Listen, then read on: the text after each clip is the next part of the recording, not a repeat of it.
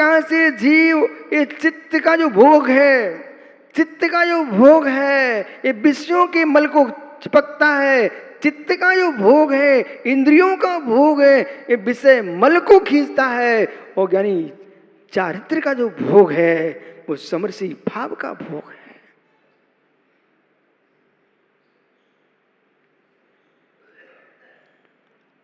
समरसी भाव का भोग है। जित्ते त्यागी ध्यान दो। जो तुम्हारा सहज उपयोग जा रहा है, चिंता की ओर भाग रहा है, सहज उपयोग जा रहा है। सहज शब्द का प्रयोग इसलिए कर रहा हूं, सहज अनेक अर्थ में है।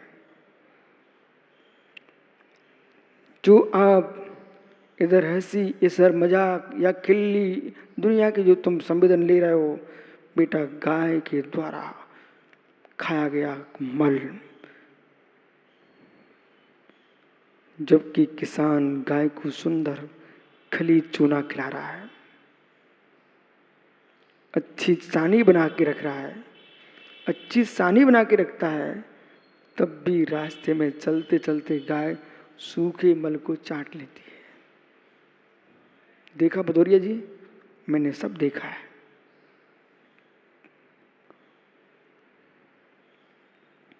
यदि लहसुन प्याज के खेत में गाय चर के आ गई, उसके दूध में वही गंध आती है।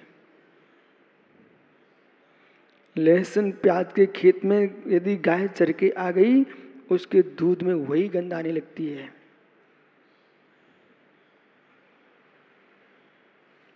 सुनिए ध्यान से मैं क्या बोल रहा हूं। लहसुन प्याज के खेत में गाय चर के आ गई, उसके दूध में वही गंध आने लगती है।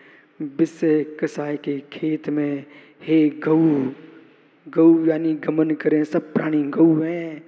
हे प्राणियों, विषय कसाय के खेत में चरोगे, तुम्हारे मुख से वही गंध आएगी, तुम्हारी सांसों में विषय कसाय ही गूंजेगा।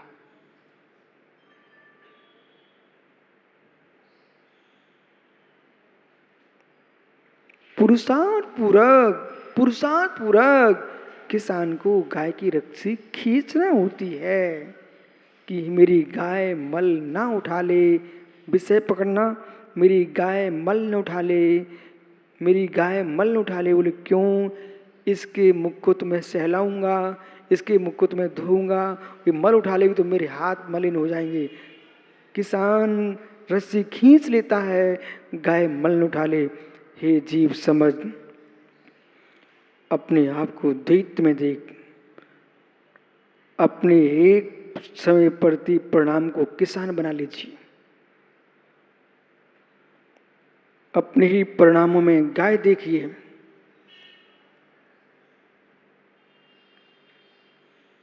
विषय कसाय के भोग की ओर जब तेरा चित्त गौ भागे, उसको यानी भेद विज्ञान की रस्सी से खींच लेना। ज्ञान वैराग रज्जुभ्याम, तत्वानुशासन ग्रंथ में इस शब्द का प्रयोग किया है। ज्ञान वैराग रज्जुभ्याम, ज्ञान और वैराग की रस्सी से खींच लीजिए, बांध लीजिए। और ज्ञान वैराग की रस्सी से खींच करके हे जीव, जिसमें विषय की गंध नहीं, कसाय की गंध नहीं, द्वेष बुद्धि को स्थान नहीं, द्वेष बुद्धि को स्थान नहीं, ऐसे पवित्र निर्जीव, ऐसे पवित्र निर्जीव निर्मल नीर का पान कीजिए।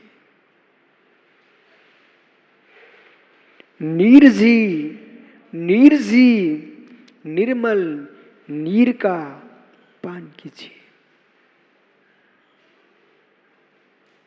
योगी उन भावों का भोक्ता है, योगी उन भावों का भोक्ता है जिन भावों का श्रावक दर्शक है। कोई मुनि भेष की वंदना नहीं है, कोई मुनि भेष की वंदना नहीं है, कोई मुनि भेष की वंदना नहीं है। मुनि भेष में जो निर्मल चिदानंद नीर का भोग कर रहे हैं, उन भावों की वंदना है।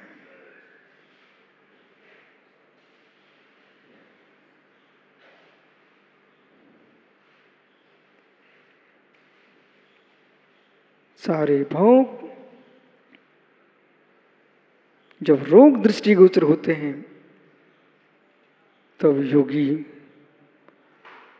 निजानंद के भोग में लीन होता है। गाय को भ्रम था कि मल का स्वाद चखूं, वही किसान रस्सी खींच लेता है और शुद्ध सानी खिलाता है।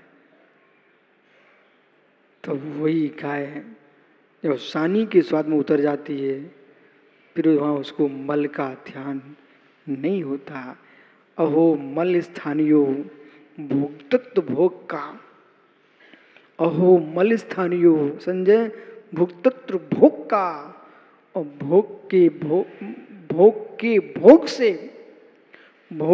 भोग से आपने अपने ज्ञान वैराग रस्सी से अपनी चित्त बिंब को खींच लिया और मित्र स्वानपान भूति के शुद्ध भोग का भोग प्रारंभ हो गया। वो चित्त ब्रह्म में लीन योगीश्वर फिर अपने चित्त से कहते हैं, बेटे कहाँ जा रहा था इस अमृत को छोड़ के।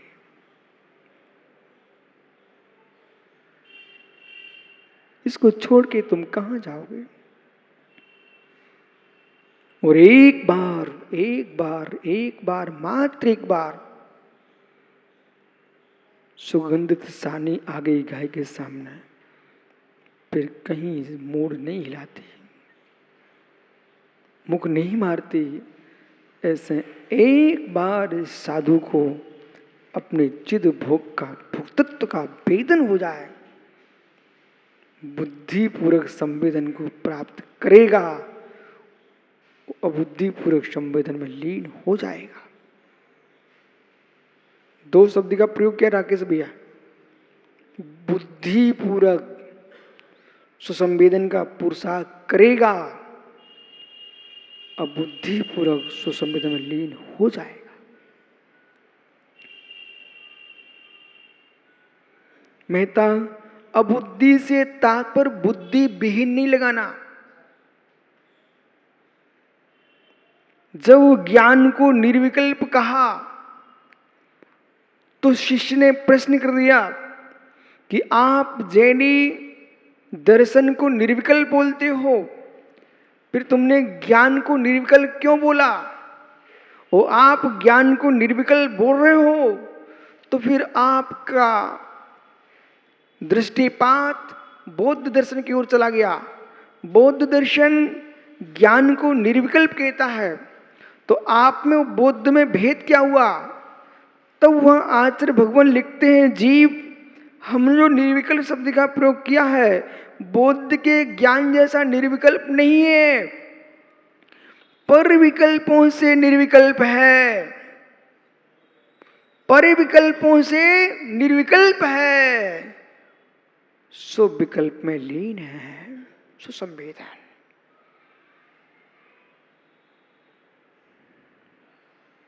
जैसे कि बेटा सौरभ, सुन रहा ना भाई, जैसे कि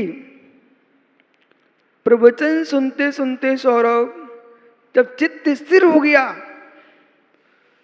तो वहां आप कहोगे महाराज जी मैं शरीर के से निर्विकल्प हो गया हूं। अरे शरीर संबंधी विकल्पों से निर्विकल्प है,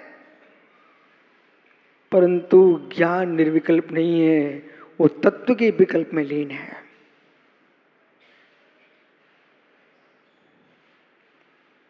समझ में आ रहा आप सबको? वो विकल्प कहां तक है? जहां तक ज्ञान है वहां तक विकल्प है। भगवान केवली का ज्ञान भी सविकल्प है। भगवान केवली का ज्ञान भी सविकल्प है। कुछ कहना तो नहीं किसी को? कहो तो सोच के कहना। भगवान केवली का ज्ञान भी सविकल्प है। साकारम ज्ञानम निराकारम दर्शनम।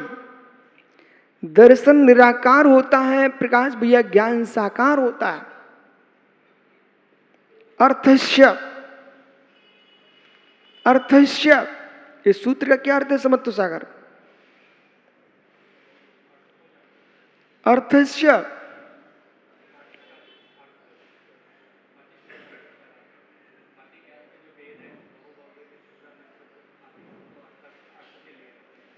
ये अवग्र आदि हैं, बहु आदि हैं, ये सब पदार्थ के हैं। ज्ञान अर्थ को ग्रहण करता है, जो अर्थ को ग्रहण करता है वो साकार होता है। अर्थस्य, तो केवली भगवान भी अर्थ को ग्रहण करते हैं, इसलिए साकार हैं, इसलिए सविकल्प हैं। दर्शन में, दर्शन में, दर्शन में सन्निपात मात्र है, सन्निपात मात्र है। दर्शन में अवग्रह नहीं है, या नहीं है, अभाव नहीं है, धारणा नहीं है, कोई उत्तरोत्तर विकल्प नहीं है। इसलिए दर्शन निर्विकल्प है, चित्त प्रभास दर्शन है। ज्ञान जो है अर्थ को ग्रहण कर रहा है। इस दृष्टि से कोई भी ज्ञान निर्विकल्प नहीं होता, फिर भी ज्ञान निर्विकल्प है। मां मुज्जय, मां मुज्जय, मां रज्जय, मां दुस्सय, इट्ठ इट्ठ इट्ठ अट्ठसो। इष्ट में, अनिष्ट अर्थों में राग मत करो, मोह मत करो, द्वेष मत करो। थिर मिच्छी, थिर ओहो मिच्छी जई विचित्र झाड़प सिद्धिये। हे जीव, विचित्र ध्यान की सिद्धि चाहता है तो चित्त को स्थिर कर ले। अब यहां लेना, बुद्धि पूरा निर्णय करना पड़ेगा। मुझे राग नहीं करना, मुझे द्वेष नहीं करना, मुझे मोह नहीं करना। ये विषय, ये पागलपन का त्याग कर दो, प्रत्याख्यान कि खुद ही खुद हो जाएगा, स्वयं हो जाएगा। राकेश भैया, ऐसा अभिप्राय जिनागम का नहीं है कि स्वयं हो जाएगा। हे जीव, बुद्धि पूर्वक तुझे निर्णय करना पड़ेगा। मुझे पर भावों के भुक्तत्व का परित्याग करना है और चारित्रिक रूप की अनुभूति का भोग करना है, और चारित्रिक की अनुभूति लेते लेते स्वानुभूति में लवलीन होना है। हे मित्र, बुद्धि पूर्वक काम करना पड़ेगा। संयम जो होता है, संयम जो होता है वो अबुद्धि पूर्वक नहीं होता है, संयम को बुद्धि पूर्वक स्वीकार करना पड़ता। अब संधि कृताव्रता होती, बुद्धि पूर्वक पापों का त्याग किया जाता है, उसका नाम व्रत होता है। बिना प्रतिज्ञा लिए व्रत संज्ञा नहीं होती। ये अपनी डायरियों पर लिख लेना, बिना प्रतिज्ञा किए कोई व्रत संज्ञा नहीं होती।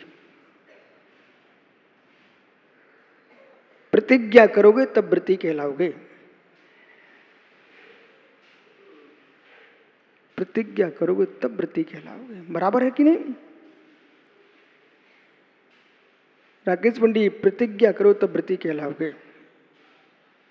अब चलिए, प्रतिज्ञा करने के बाद प्रतिज्ञा ही मत करते रहना। रहस्य को धीरे धीरे खोलना पड़ता है। प्रतिज्ञा करने के बाद प्रतिज्ञा ही नहीं करते रहना, और बदौरी जो प्रतिज्ञा की है उस प्रतिज्ञा का हल्ला ही मत करते रहना। प्रतिज्ञा ही हम करते रहे और प्रतिज्ञा की बातें ही करते रहे तो प्रतिज्ञा को ही भोगते रहोगे, प्रतिज्ञा की अनुभूति नहीं भोग पाओगे। जिसे हम छोड़ चुके हैं। देखिए, जैसे कि आप घर से आए, इसलिए प्रवचन हाल में बैठे हो, घर से आए यहाँ बैठे हो, तो घर से आए इसलिए आप बैठे हो, या पक्का इसमें कोई शंका नहीं है। पर घर से आए इसलिए मैं यहाँ आया हूँ। मूलचंद भैया ऐसे ही तुम सोचते रहे मैं बम्बई छोड़ के भिंड आया, बम्बई छोड़ के भिंड आया, ऐसे माला लेके बैठ जाओ। बोले मम्बई छोड़ के भिंड आया, बम्बई छोड़ के भिंड आया हूँ। मित्र तुम्हारे दिमाग में बम्बई छूटती रहेगी और भिंड आते रहोगे, लेकिन इस प्रवचन सभा में क्या उपदेश चल रहा है ये तुमको कुछ भी समझ में नहीं आएगा। अब तुम बम्बई छोड़ के भिंड आ चुके हो और बम्बई छोड़ के भिंड आने का त्याग, जहां आए हो वहां क्या हो रहा है इसका वेदन कीजिए। हे मुनिगणों, हे त्यागियों, कितनी संपत्ति तुम छोड़ के आए हो, क्या क्या तुमने त्याग कर दिया है। अब इसको बार बार मत दोहराइए। जो समय तुम्हारा खाने का था, भोगने का था, वो समय बच गया है। वो क्यों बचाया है, क्यों बचाया है, जिसके लिए बचाया है उसमें लगा लीजिए। अभी मैं रोटियों का भोग करता था मित्र, उस तुमने उपवास कर लिया है, वो उपवास का समय बचा है, वो बातों के बताने के लिए नहीं बचा है मित्र। उस समय आपको अनशन स्वभाव के भोग के लिए मिला है। अनशन स्वरूपोहम,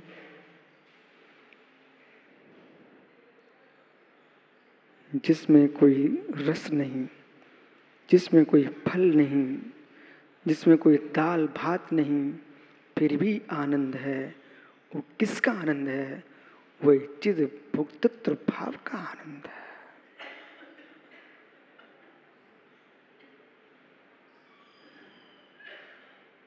चिद भाव का आनंद है, चिद भाव का आनंद है। यदि श्रमण दीक्षा के बाद भी चिद ब्रह्म का वेदन नहीं कर सका, हे मित्र, हे मित्र, बहुत बड़ा कारखाना डाला था पर कोई भी वस्तु का उत्पादन नहीं कर सका।